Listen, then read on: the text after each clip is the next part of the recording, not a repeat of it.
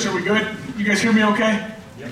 Sometimes I get a little loud, so my man Felix is going to have to adjust with us here a little bit. First thing I want to do, I want to thank Martin.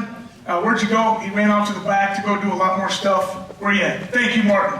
It's been a 5-year relationship for me. Martin brought a group of coaches over to Western Illinois when I was 2 stops ago. Real quick, I had more fun last night.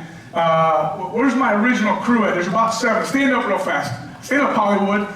Well, where's the rest of the gang? All right, where are you at? Up front? We got anybody over here? In the back there, my man? All right, we got the whole crew. These guys, thank you very much. Give these guys a hand real quick. Like I said, big thanks to Martin, but the other thing, I want to thank you guys.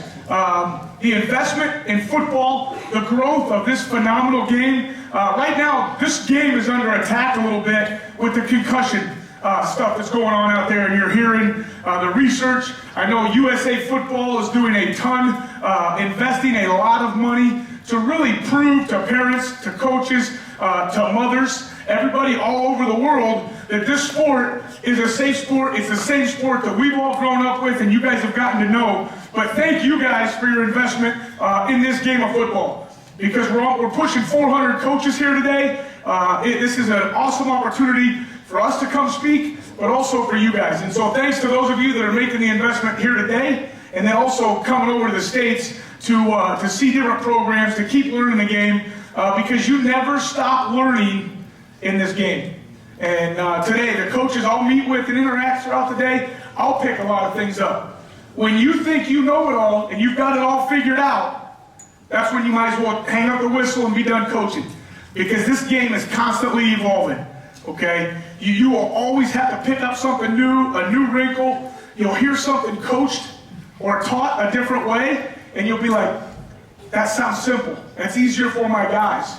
Because at the end of the day, we're all just teachers, okay? We're all teachers. I say football coach, you're a bona fide, you're a phys ed teacher. That's what you are. And your kids or your players, it's easy to say, my guys aren't good enough. This guy's not big enough. This guy's not strong enough. Those are excuses, especially at the offensive line position.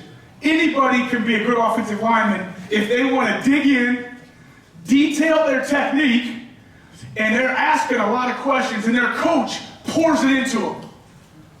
Okay? There's 3 things as a football coach you got to be really good at. Okay? First off, you got to be a high character person. You can't be a guy out running around all the time, late to meetings, late to practice. All you're doing is you're telling the players that's okay. Okay? So high character. The next one, you got to have a connection. You got to care about your players. You got to invest time in them. You got to spend some of your own money to take them out to lunch or take them out to dinner, or those of you guys that dealing with the old enough and here in Germany, take them out for a beer. That's like has to happen here in Germany, right? Okay? But that is when you get to know your players.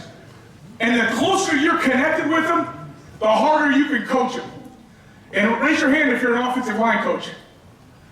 Okay? First off, if you're sitting next to an offensive line coach, give them some room. We need some space, okay? Space out a little bit. But secondly, O-line guys, we're probably the craziest, most intense spit coming out of our mouth. We coach really hard. But it's also the position you get probably as connected with your guys as any position out there. I'm biased, but I think you spend a lot of time with those guys, you get and ladies, and you get to connect with them. You can coach them really hard. You can demand a lot. Okay? And the third one is competence. Okay? It was character, then it was connection, and next is competence. If you don't know what you're teaching, and you're not prepared when you show up, those kids aren't going to listen to you. Your players are not going to respect you because you're not ready to get them better. You can be the meanest guy. You can be a different personality. But at the end of the day, if those players show up to practice and meetings and they know they're getting better, they'll take anything you give them. They'll take the butt chewings. They'll take the hot days, the cold days. They will show up because they know you are getting them better. So if nothing else, those 3 C's are a really big thing. Okay, the 3. And when I talk to coaches, young coaches, old coaches, those are the most important things I like to pass on for the game. Let's jump in here real quick. a little bit about, I just switched jobs. I was at Rutgers in New Jersey in the Big Ten. And Martin, when I called him, we were talking probably 1st of January. I said, Martin, hold off on the logo stuff. I might be changing jobs, okay? We struggled. We had a little bit of issues there. And the biggest one for me is my best friend in coaching, one of my good buddies, got the new head coaching job at North Dakota State. And those of you that know anything about American football, there's Division I. It's no different than here in Germany. You're different levels. Division I, or FBS, is the bowl subdivision. When the season's over, a bunch of people get together, administrators, and they pick teams to play for a national championship. Well, every other level, it's a tournament. FCS is a championship series. So it's still Division I. It's probably a little bit smaller level. There's not quite as much money invested as there is at the big level. But I'm going to show you a little something, and you'll understand after you watch this quick video of why I made the decision I did. They won 7 of the last 8 national championships. The last 10 games they played an FBS opponent, Minnesota, Iowa State, K-State. They beat 8 of the last 10. They're the big show in town in the state of North Dakota. North Dakota is not very populated, but it is the biggest school in the state of North Dakota. So it is all they got. It's their NFL team. It's their college team. And when you watch this video, and I'll have another one this afternoon in my presentation, just to give you a little taste of what North Dakota State's all about. Felix, are you ready?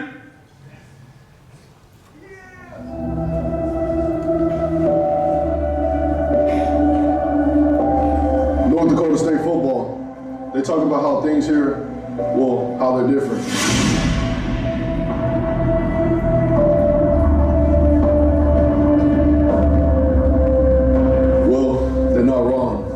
But don't think it comes easy. In the state where nothing is given, where everything is earned, hard work is the only way to see a chance at success.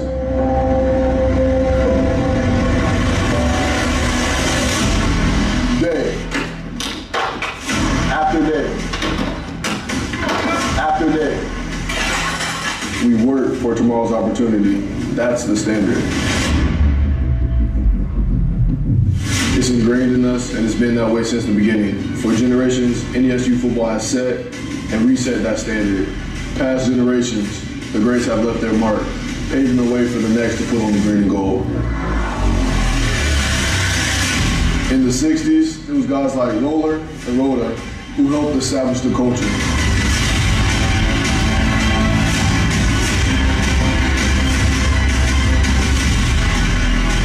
In the 80s, names like Favor and Bentrum raised the bar.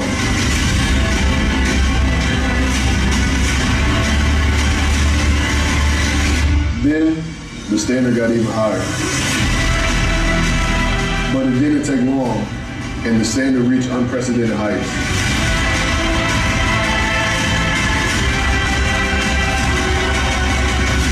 So when they tell us that we're different, that we do things our own way, they're right. At North Dakota State, we work for tomorrow's opportunity. That's the standard. In 2018, we dominate the standard.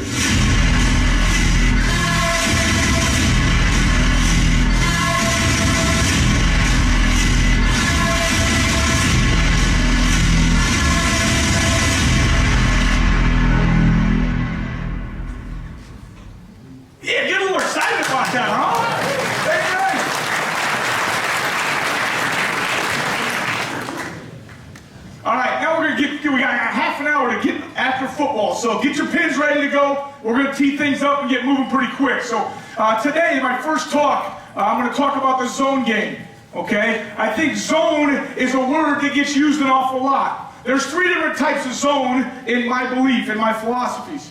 You got outside zone, you got inside zone, and what I call veer or tight zone, a lot of people know it as, okay? The difference in those, it all has to tie together. It's not just the line coach and how he teaches it. It's not just the running back coach and how he teaches it, or the quarterback coach, or the receivers and how he teaches digging out, crack replace, what his blocking rules are. We all have to merge that together. Okay, and this, the third one, the veer or the tight zone, has really grown since the zone read game the last 10 or 12 years. Okay, and I think if people aren't merging that together, you're not going to see the success that you can in this scheme. I've been in this zone scheme since I was in college. Sorry, I'm going to do a little board work here, old school line coach. I've been in this scheme since I was in college, and it's evolved over time with me. The inside zone, okay, just so everybody understands why, I'm going to draw this big, I'll get out of the way. Okay?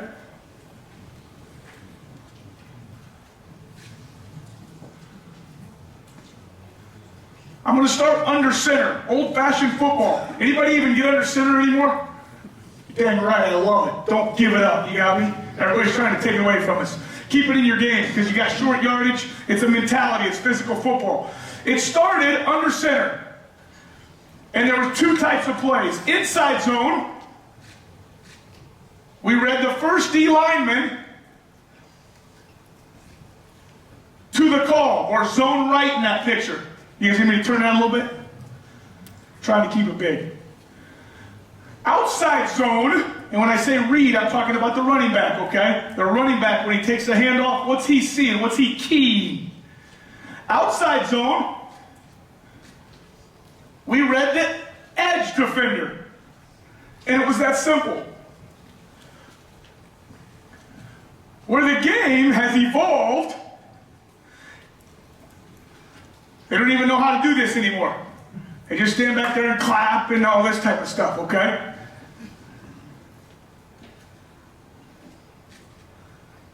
The game has changed to shotgun, which we use a lot of that too, especially the quarterback run game, add numbers, the positives of it. Now the difference is, look where the running back's now lined up. He's behind the guard, inside leg of the guard, everybody has their little differences. Well, if the running back has moved over from the snap, said hut, when that ball snapped, to the exchange, he has moved a whole gap over. So people don't understand, the zone blocking is slightly different. The keys and the read for the running back, we still run inside zone. That's why people call it wide zone now. We still run outside zone. But the running back, he can key the backside defender, D-tackle. When I say backside, I'm talking behind the center. Okay, this is your center. Because for him, it's still in a read, and a lot of times when you run the tight zone, that back is right here, and the quarterback brings it to him. So if you run zone on your team, and you just tell everybody, yep, we're a zone team, you better know what, and see why it all has to tie together. Your quarterback coach. Are we mesh crossing? Am I turning? Am I going to read the defensive end, the edge defender? Or if I'm under center, inside or outside paths are different. Coach Ockengay with South Dakota this afternoon, he's going to talk a lot about the running back, the reads. Stand up real quick, Phil. Phil and I have been buddies. We've coached at two places together. We're best of friends, and now we're going to kick his ass here in about 6 months. Is that right? He gets the microphone second, so I'm in trouble now because he's going to come after me. We're in the same league. And as you guys know, sometimes coaching against your friends is a lot of fun because that week it gets pretty competitive. We'll talk all year, but that week it'll go quiet on the phone, and we'll stick to our own game plans and recruiting. But I will tell you, he's a hell of a coach, and you're going to enjoy and learn a lot from him this afternoon. Like I said, probably my best friend in the profession. So let's jump back into line play. What's that affect the O-lineman? Okay? I'm going to stick to inside zone first. This afternoon, or if I fly through it quick enough, we'll talk outside zone. And then I've got some clips to show you so you can see the difference in landmarks, exchanges, path of the back. Phil will get into all that with the line standpoint of what we're trying to do. Does that make sense? I want everybody to understand in my world, this is just my world, it's kind of messed up some days, but there's 3 types of zone, okay? And you can read and do all the examples off of it. All right, the next thing, starting with, let's go line play. With O-linemen, I call them laws of combat. Okay, laws of combat. A couple things that linemen have to understand. Run or pass. Everything starts from the ground up. When we drill, when I break film down, when I evaluate a young man, is he a guy that can play for me? First thing I start with, stance, base, feet, everything in the ground. And I work my way up. I don't coach punch. It's probably the last thing I get in. O-line coaches, we know the head coach doesn't give us very much individual time, right? And we get like 4 periods and they say, why can't they block everybody? All right, we need time to work on it. So the off season, pre-practice, post-practice, don't use that as an, there's no excuses. If you're a line coach, your guys need to be first to practice. They need to stay last. They're the last guys off the field. Okay, trust me, they will be the last one drinking beer. They will be first and last to everything. It's a mentality. Okay? So those laws of combat.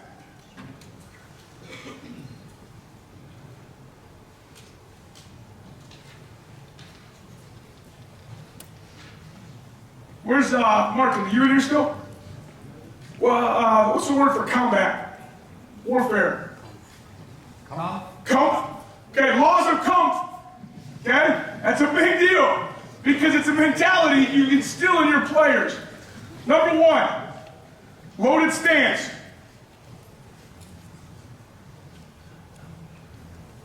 When they're in a stance, they've got everything cocked and ready. We're not tipping over because then I got to wind up and go. I'm loaded.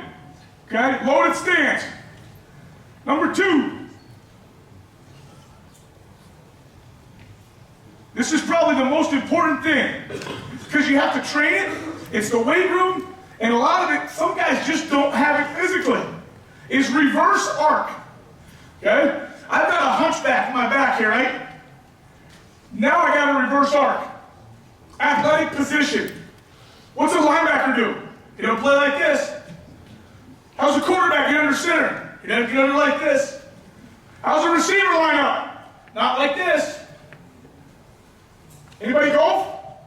Swing a baseball? It's an athletic position. Linemen have to do the same thing. I'm in my stance. Everybody's got the guy that gets tired. And then they got to go, well, they're behind everything. That's why we get the reputation of fat and lazy. Get up there and get loaded. See what's going on. Put your hand in the dirt. And I can spring out of there and go anywhere I need to. But a loaded stance, cock it like a gun. Cock the pistol, be ready to fire.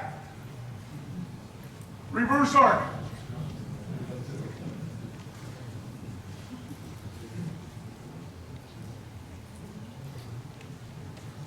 Right and left, lateral footwork. Okay? Lateral means side to side. Okay? So I have my stance, and it's a good stance. I can go left, or I can go right, I can push back, or I can go forward. But you gotta have your hips low in that reverse arc, because if you don't have the first 2, the third one ain't gonna happen. Phil, you thought I wouldn't be able to breathe this far into the thing, did you? You thought I'd be out of wind.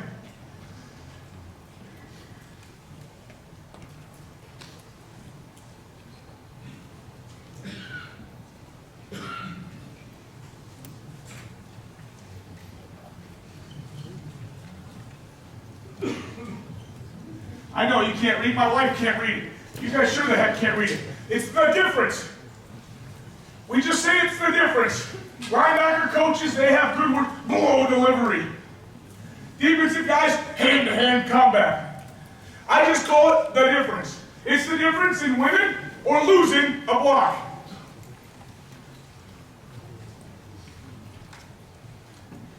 All right, front row, let's go. Hop up. You sat up here for a reason. Come on. Guys, let's go this way right here. If I come out of my stance and he shoots his hands inside, he wins. It's not a complicated game. If I got one in and he has one inside, now it's a battle. Who can replace, who can get leverage? Leverage is a very important word. We'll talk in a little bit. If I can come off the ball and get both inside, it's over. If I'm 220 pounds and he's 300, I still win if I get both hands inside. Thanks. And I tell my guys, when you play against a good D lineman, guess why he's good? His hands are probably pretty good. And even more so than hands, Hollywood, quiz time. Do I talk hands or elbows? Elbows. Why do I talk elbows? My hands are inside, aren't they? Hands win. My hands are inside, coach. My elbows aren't. Okay, so thumbs up, wrists together, elbows tight. The difference. Okay, and you can drill in a ton of ways. Take a 2x4. Just stand right here and have a guy come out of the stance 10 times each way. He's got to fit the board. He's got to fit the board. Receiver coaches, you can coach the difference too, but you probably got to put a little pad around the board and stuff so it don't hurt your hands, and we get some extra gloves for you. Okay? Yo, good old line coaches, they'll put some screws and nails in there and see who's got toughness. But that board is really good to use. You can take one 2x4, cut it into 10 pieces. It costs you $4. And you guys turn into bona fide butt whoopers. Because your guys always win with hands. The last one, and this is a mentality thing. Where's the different color? Here we go.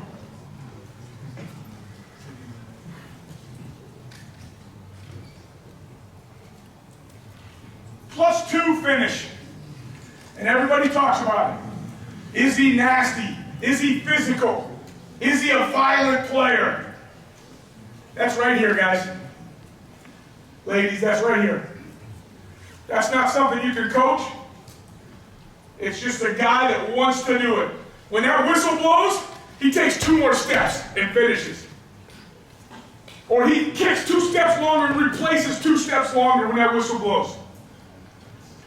So the 2 biggest things when I go evaluate, that's my job to coach. Loaded stance. Right and left lateral footwork. I gotta coach that. Okay, that's easy. You can fix some of that. The difference, I can coach that. Those are things I can do as a coach. Reverse arc, I can make a little better, but guys gotta kind of have it, okay? And just have them stand there. Roll their hips, squeeze their shoulders, okay? Pull up any video, just type into YouTube, gorilla fight. And I will promise you, you have an example to show you guys. They're whamming people. But they got a reverse arc, they got a big ass, and they got those shoulder blades, giant shoulders. Okay? But you gotta be a gorilla as an offensive lineman. So that's the biggest note. YouTube, gorilla fight. And you will fight offensive line play. Okay? And then the last one that they have to have also, they gotta have this. What I love about the GFL and the different tiers, it's very similar to our Division III or Division II football. Very rarely, I don't want to assume, do you have players that don't want to be there? They got to pay for a ride, they got to catch a train, they got to travel 2 to 3, 1 hour, whatever to get to practice. They want to be there. You would not believe it, how many players in the United States, they just go for the scholarship check. And I got to pull teeth to get them to practice hard, to go hard, to give effort. You know what I do if I got to do that? I leave the job and go to the next one. Because it's a culture, it changes, you bring in the guys that can do it. Okay, you bring in the guys that have that. So those 2 things, as you're looking for players, are the most important. Okay? Now, let's talk offensive line real quick. I'm trying to stay on track here, Martin. I think I have about 15 minutes. I need another demonstrator real fast.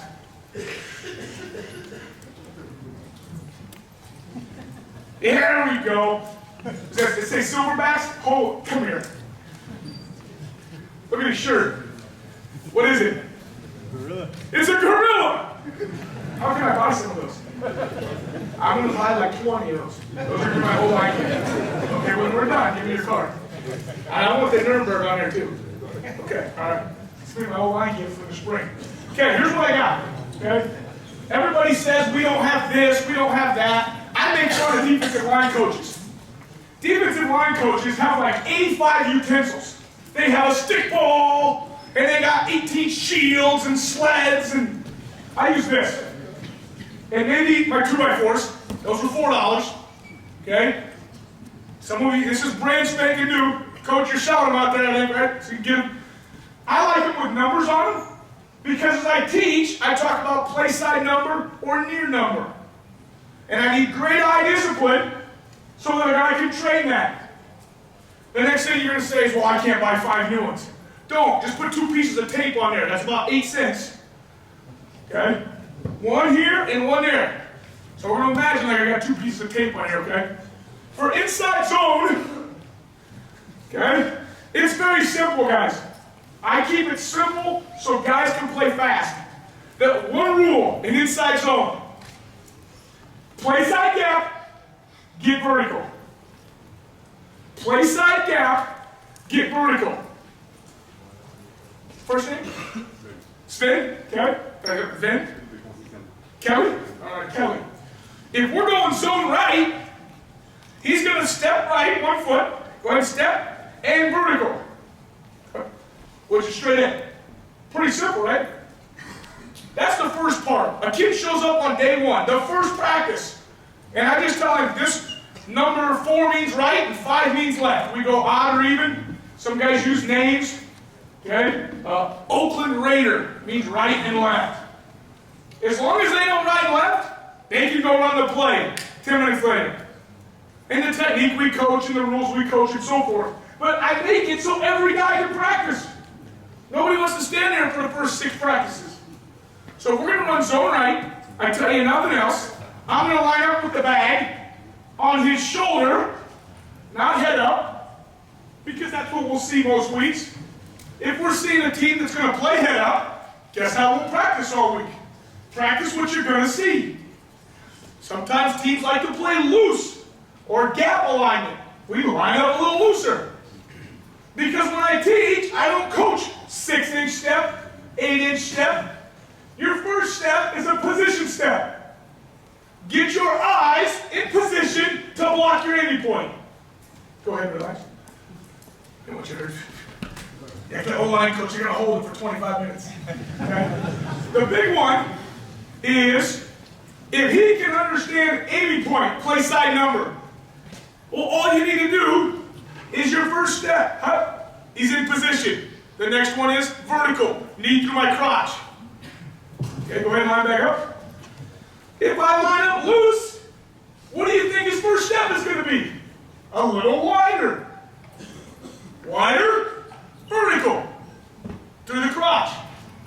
And if I line up head up on him, he's probably going to pick it up and put it down because he's already there. Huh? He's going tee it off. Does that make sense? Position, power step. After that, coach +2 finish till practice is over. Does that make sense? Okay? Let's put this, I want to pull this up real quick. Thanks so much, Finn. Make sure I do get information, okay? I want to pull this video up, so I'm going to flip through it now so we get some good examples. Okay, stick with me here. I'm going to use my pointer over here on the left because you guys got the board. All right?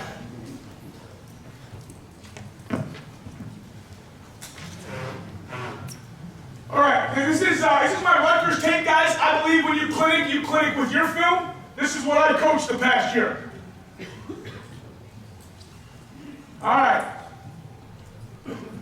Now, the young man here, my legs are working there. Is it bright enough? I don't think it goes that far. Okay, the right guard. Okay, the right guard. 73. Does everybody see him? Okay, he's a really good football player. He's a guy that in the U.S., he's using this grad transfer rule for us last year. He's the highest valued grad transfer on the market right now. He's got Ohio State. He's got Oklahoma next weekend he's going to visit. This kid out of high school had 0 offers. I didn't recruit him. He was there, but he was right here. He made himself. He came in every day and wore me out to get his butt coached off. Okay?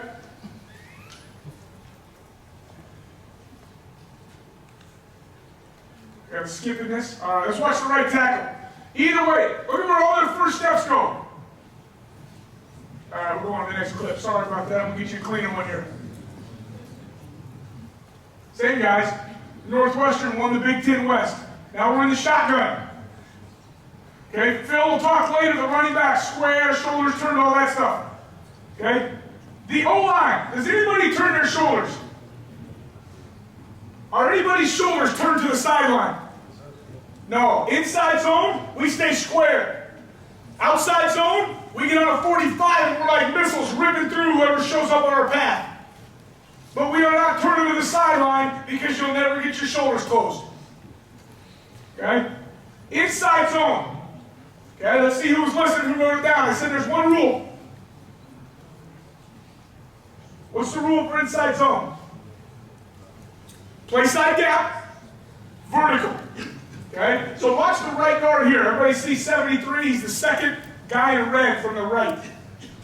He will step play side, and there's nobody in his gap, so he will get vertical. Watch him set an edge on this right here. See that guy's head pop up? I'm talking about the right guard now. His ID is the linebacker way out in the alley. He's not just running to his guy. In inside zone, he's going to stay vertical, straight downfield. The backer will come to you. But watch how much, right guard again. This is the center's block, by the way. The center's block, because I said play side gap. If this is zone right, the center has whoever's in the right gap. Does that make sense?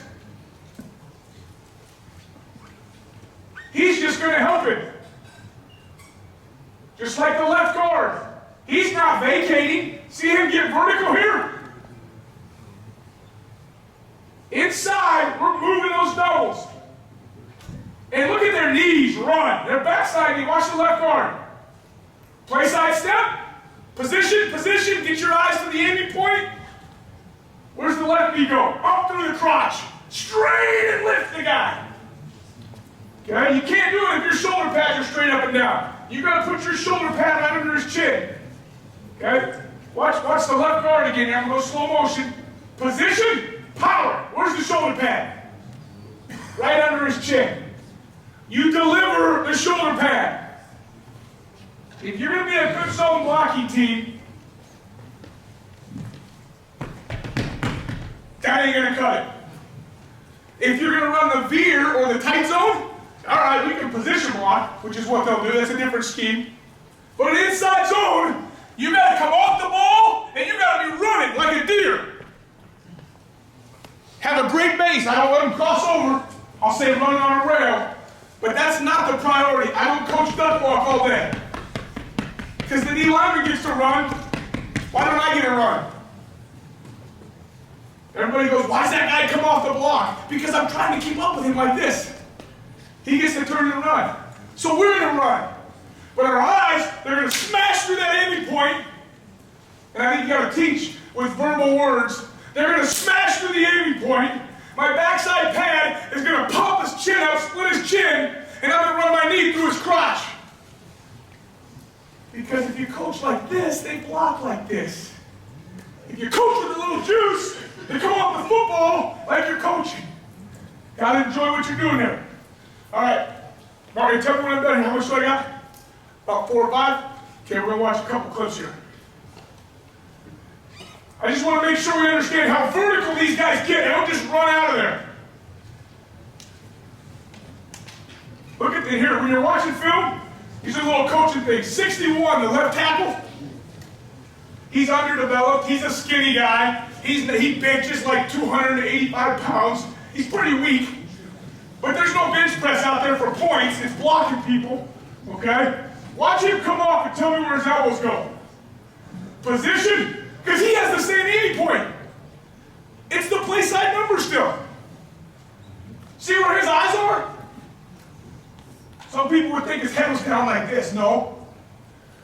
The safety of the game and tackling on defense, see what you hit. Well, what do you think we coach in blocking? See what you block. I gotta make sure I hit that aiming point. There's no ducking, there's no hoping. I hope I hit it. I gotta lock my neck in, and I'm coming right off my eyes. I'm like a battering ram right to that aiming point. Okay? Inside zone's a little more athletic and finesse, but this is for battering rams. Some of you guys that have bigger guys that don't move so well, run inside zone. It's made for them. If you've got lightweight guys that can run, let's talk outside zone later. Let's use their athleticism. Let's go run. But the zone game came about because not everybody has 6'5", 320-pound just maulers. Well, you got to find a way to win the game. That's why we're the coaches. That's how zone evolved. It's all about athleticism. But watch 61. Where's his elbows? Where's his elbows right now? From behind, can you see him? Can't see him, can you? Means he's got good difference. Where's his arc? His hips are going to come through because he has good arc. If I hit a guy with arc, my hips lift. If I hit a guy with a hunchback, I just go on the ground. You fold up like an accordion. This is where arc is important. You can't think about this stuff, it just comes out. Okay? I tried to get a couple different fronts on here. Here we got a tighter shade, it's still an under front with the nose, we're going to run zone right. We got a little read component here. So now our backside tight end, he's arcing. Everybody's got these different wrinkles. Same thing out of the right guard. Now his ID linebacker's in the box. But he's not running the second level, he's carrying to second level. Term I like to use is sidecar. I'm not going down hard. I'm just going to set an edge, and I'm going to sidecar for my buddy. We're going to get hip to hip. Those are the double teams will work. The right tackle here, okay? Here's the deal, I love international kids. The left, not this one here. Our right tackle, he's from Jamaica, moved over when he was 8 to Queens, lived in a one-bedroom apartment with 3 brothers and sisters and his mom. She worked in a jerk chicken shack. If you think that kid showed up every day to go to work, he's an IT major, he's going to graduate in the spring. He showed up to go to work, he had a purpose. He had a purpose to take care of his family and get out and do something with his life. I've got a left guard, Sam Brabham. He's from Sweden. He was a foreign exchange kid, stayed in the States, physical, nasty kid. We signed another kid this past year, Anton Oskarsson, another Swede. And then we recruited a couple Germans here at North Dakota State. I had like 2 weeks to recruit a young man. Nori Noriden is going to go to Colorado State, but it's a kid that is a good football player. So that's the reason I love coming over here is a lot of these kids were taken. Football's played around the world now. Cut me off when it's time. Just say you're done. 1 minute? 1 minute. That's right. I like it. Okay, here you get the on front.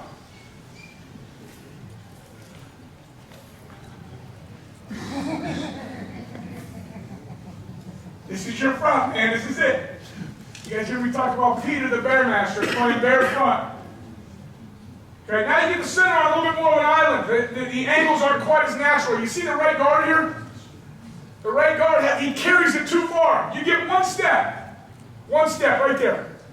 If the nose is not in your lap, you should be vertical. Watch him overrun this. See how far he goes? He's too far, he's got to be vertical.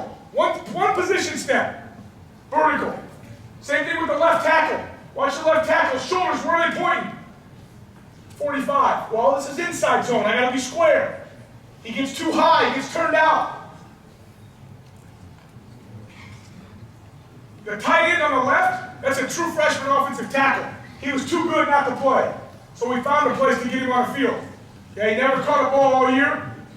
But you see he blocks. Watch the right tackle. Where's his elbows? Okay? Now I chew his tail here. What's he missing here for inside zone left? Where's his eyes supposed to be? He's got to be play side number. So you guys will watch this and go, holy cow, that guy's awesome. He is, but my job's to make him better, right? My job's to make him the best player in the country. Well, if he's going to miss his aiming point, he's not going to ever get guys cut off. So that's what I'll coach hard. Does he have great elbows? Sure he does. Does he have great difference and good arc? Sure he does. Is he running his knees and do his shoulders stay square? Oh, that's great. Missed his aiming point. I'm not going to kill him over it, but I'm going to coach his tail off. Last one here, and we're done. Oh, you won that, not Wisconsin. All right, here we got Indiana. Okay, now your linebackers are all in the box. Your zone read guys with the spread offense, which is great. It all works. It's not my forte, but there's no linebackers in the box. So we have to man the backside. We're playing with D-line games. All right, these out of the box. Look how vertical the left tackle is. He's not just going to run out to the linebacker to the left. He's going to make sure this defensive end doesn't get in the backfield. Okay. One great way, and I know there's head coaches in here and offensive coordinators. This is the last thing I'll leave you on. One great thing to evaluate your offense by, especially your run game. It's easy to go most yards. That's great. Some teams, Army hands it off 85 times a game. They should have the most yards. But I look at, from the teaching standpoint, look at tackles for loss, TFLs. Do your guys understand your schemes, and do they cut guys loose into the backfield? If there's a lot of TFLs, you better go back to your assignment teaching. If there's not, that means they understand the schemes. And if they understand them, it's about the right amount of offense. If you have a lot of TFLs, too many run plays. Too many run plays. Cut down on your TFLs. We always wanted to stay in the top 25 in the country. We were 23rd last year. Okay? Because that says they know what they're doing. All right? I look forward to this afternoon, guys. I can't thank you enough. I'll be in the back rooms here, O-line guys, if you want to jump out and talk a little more. But I can't thank you guys enough for your time this morning. Thanks.